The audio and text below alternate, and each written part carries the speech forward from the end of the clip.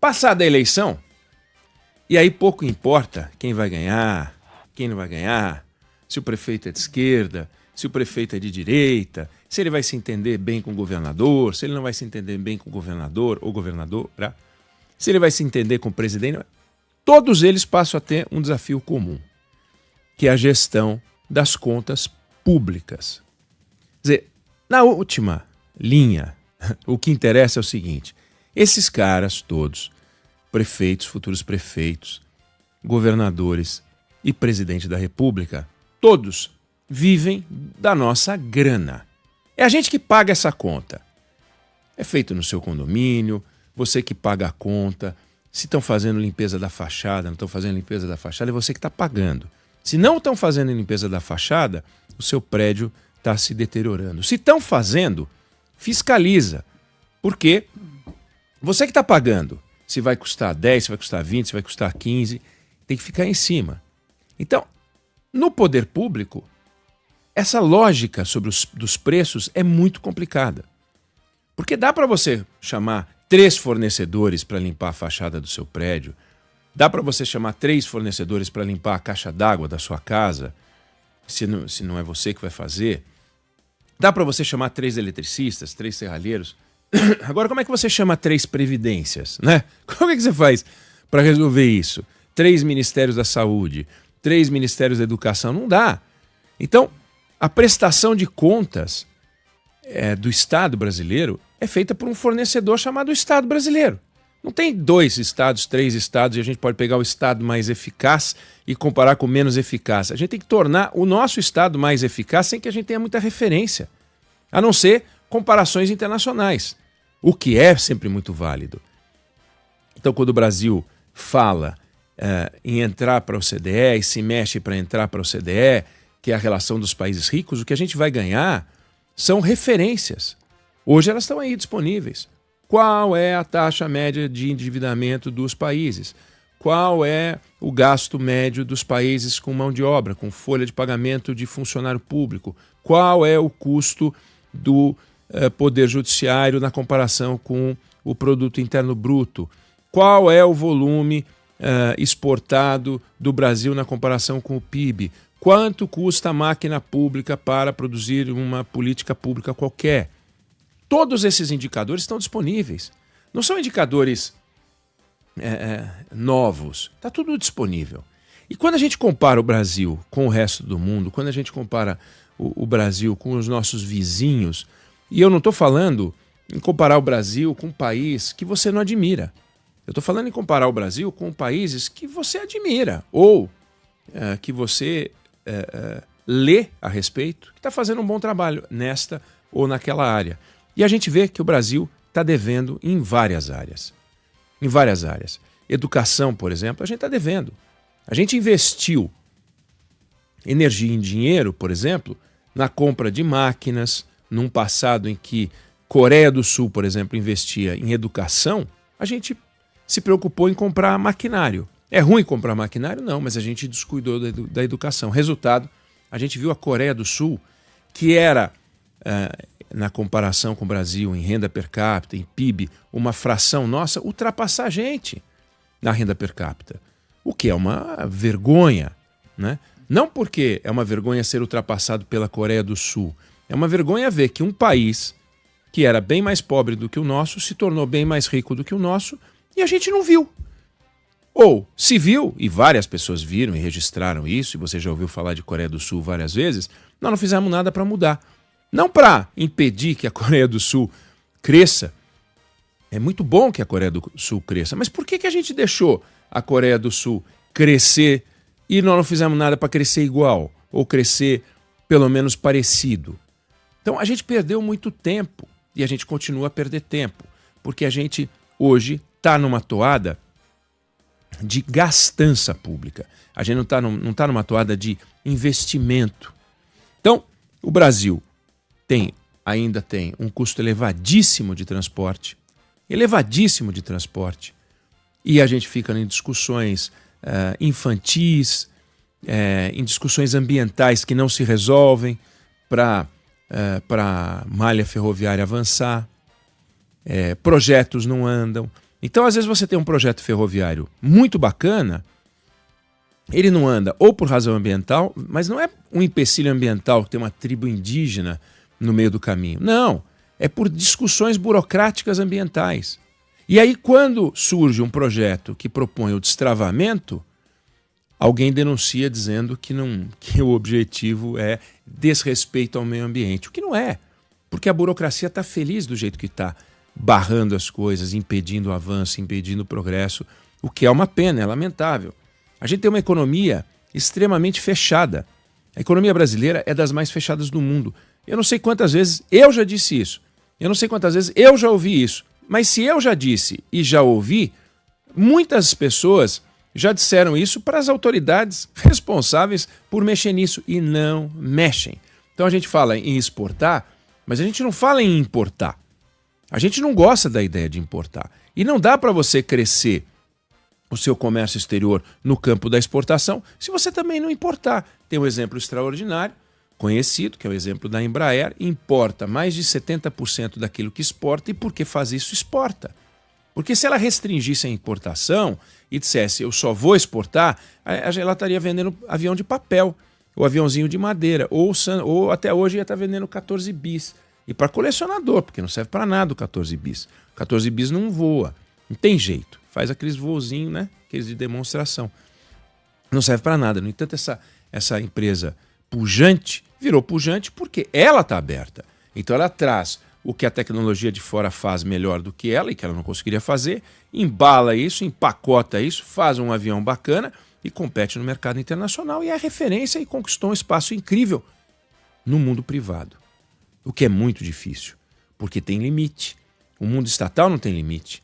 Basta ver vários exemplos de empresas estatais que são um descalabro, porque não tem limite de injeção de recurso e vai gastando, e vai gastando, e vai gastando. Mas no mundo privado, ela nasceu estatal, foi privatizada e explodiu, né? O que é espetacular, o que é incrível. Faz bonito lá fora. Mas não é só a Embraer, mas são exemplos pontuais de empresas que se abriram para o mercado internacional para receber talentos, recursos, produtos e poder assim crescer também, o que é fundamental. Os nossos avanços tecnológicos estão parados.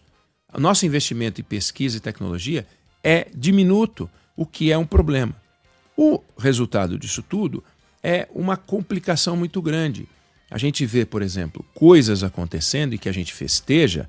O salário está aumentando, a massa salarial está aumentando, isso é bom. Só que a massa salarial está aumentando acima dos ganhos de produtividade, ou seja, estamos pagando mais como país para produzir a mesma quantidade de coisas. Isso significa encarecer o produto. A gente não está conseguindo fazer o contrário, que é manter o custo da folha e aumentar a produtividade. E quando a gente vai olhar coisas que compõem o nosso custo adicional à massa salarial, imposto, hora extra, custo de transporte, o custo para a educação, tudo isso são itens que encarecem a mão de obra no Brasil e que a gente não discute isso com profissionalismo. Por quê? Porque o sindicalismo tomou conta das discussões no mundo do trabalho, esse governo enxerga os números que interessam e fecha os olhos para os números que não interessam. Por quê? Porque os números não interessam. Então, sabe assim, você tem um pesadelo, o seu analista diz assim, olha, o que você sonhar, você me conta. Aí você só conta os sonhos bons. Ah, eu sonhei com um jardim florido, maravilhoso e tal. Aí você teve um pesadelo, sonhou com um jacaré que mordia o seu calcanhar, aí você não conta. Por quê? Porque não é bonito. Então o governo faz isso, não é que ele esconde os números ruins. Os números ruins são conhecidos, mas ele não trata dos números ruins. Você fala, está com um buraco aqui, mas é aquela flor que está nascendo ali. Não dá para olhar o mundo róseo para ter um país que avança, que progride. E a gente olha o que está acontecendo com o salário, é um problema. E os gastos públicos brasileiros que vêm crescendo. Esse é o pior e que volta ao início do que eu falei. Prefeitos, governadores e o presidente da República, me refiro ao presidente da República, mas nós estamos falando de uma máquina gigantesca, gastando cada vez mais do que gastava para fazer a mesma coisa.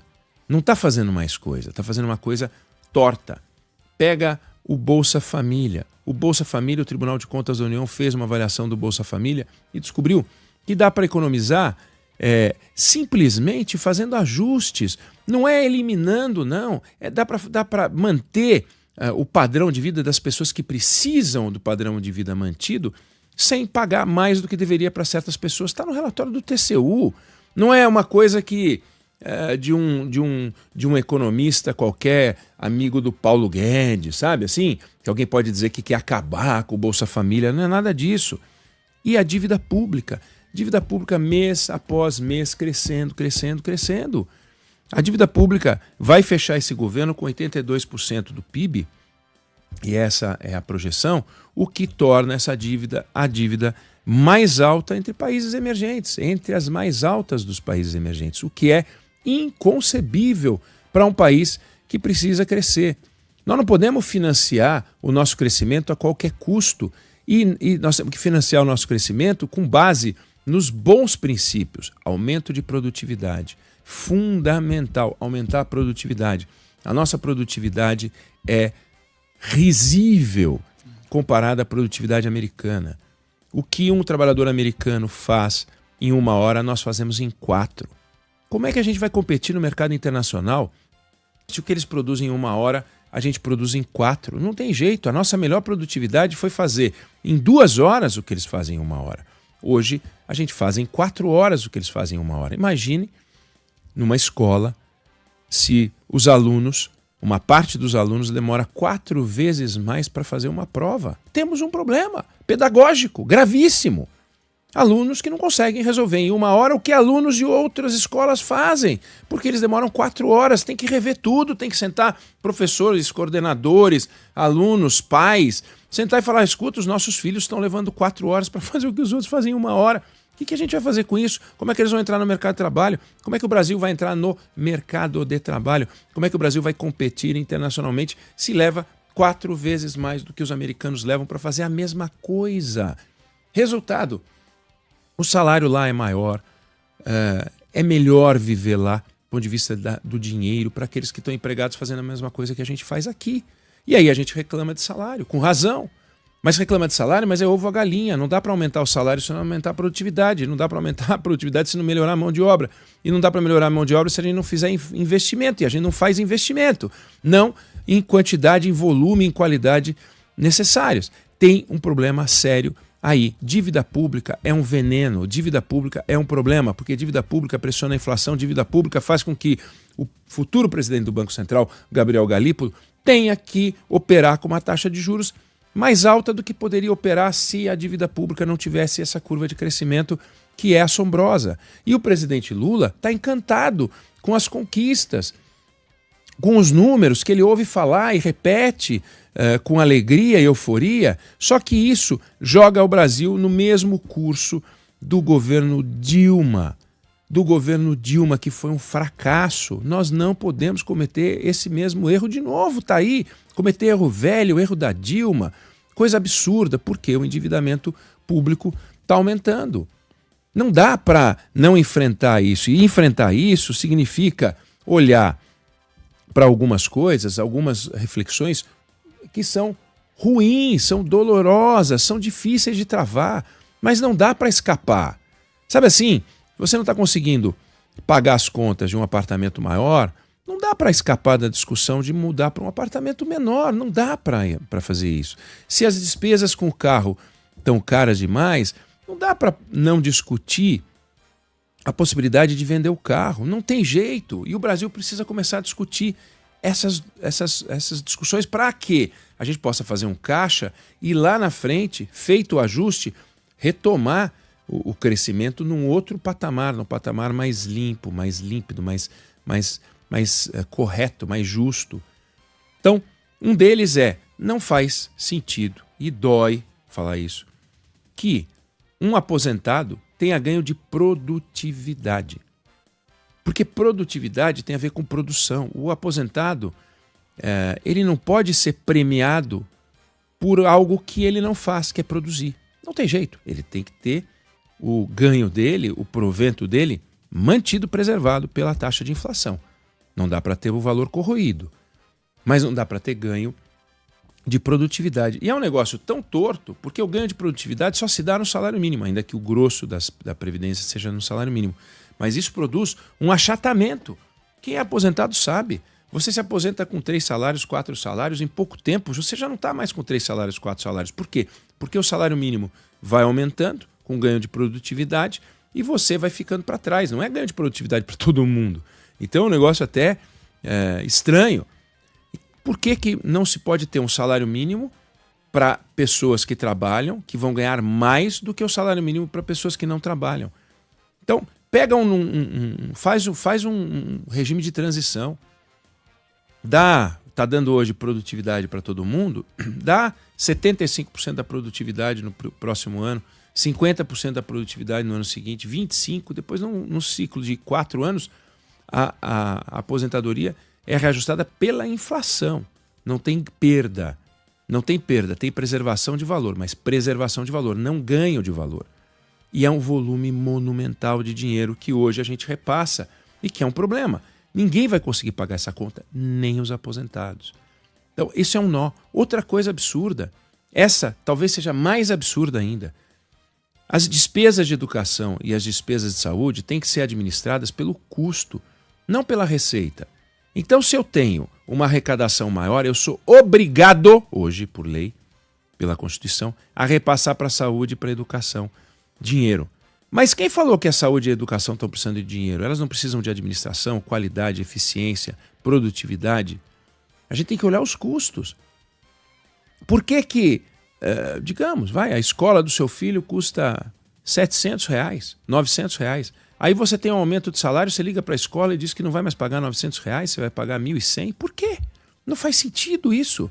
Por que você tem que aumentar a despesa de educação se o seu salário aumentou? Por que você tem que aumentar a despesa de educação se o volume de impostos, a arrecadação com os impostos aumentou? Não faz sentido. E, no entanto, tudo isso é custo. Aí quando você repassa para a educação, eles não vão aumentar o salário dos professores.